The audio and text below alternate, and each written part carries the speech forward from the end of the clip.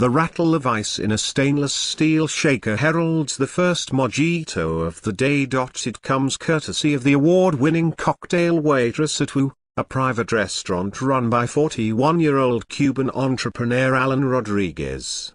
The recipe for success is maintaining the real taste of Cuba, whether that's in the food and drink or our taste for life, he told me.Businesses. Like Rodriguez's are among the most visible examples of economic reforms that are fueling small, private enterprise, already launched by President Raul Castro.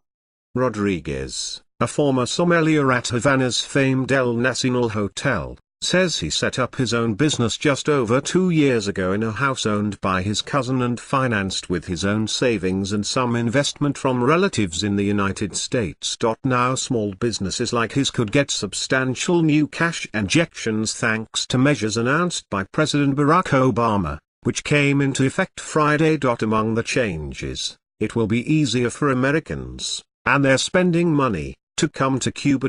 Cuban authorities and tourism industry experts estimate that could open the door to 1 million U.S. visitors a year, added to the expected 3 million international tourists from other parts of the world.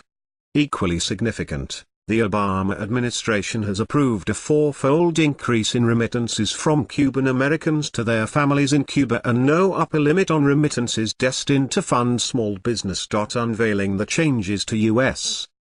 trade and travel policy. On December 17, Obama said, "We're calling on Cuba to unleash the potential of 11 million Cubans by ending unnecessary resistance to their political, social and economic activities."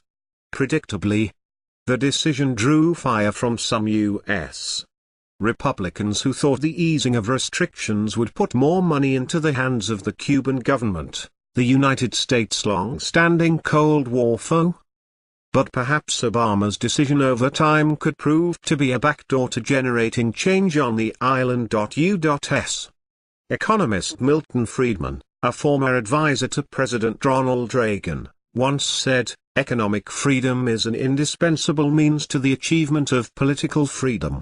Now, with Obama's changes, some ordinary Cubans could gain higher incomes because they work in the growing tourist sector, could set up private businesses, or could receive higher value remittances from families in the United States. Others may be left behind, unable to make ends meet on meager state sector wages, currently running around $20 a month.